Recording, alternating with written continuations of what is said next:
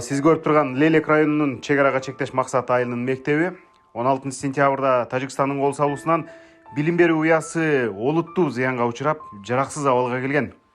Мектеп оор курал менен аткыланганы көрүнүп турат.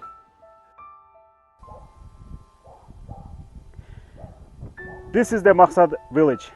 Probably you remember in 2021 by Tajikistan attack, the kindergarten and the school was shot in fire and burned.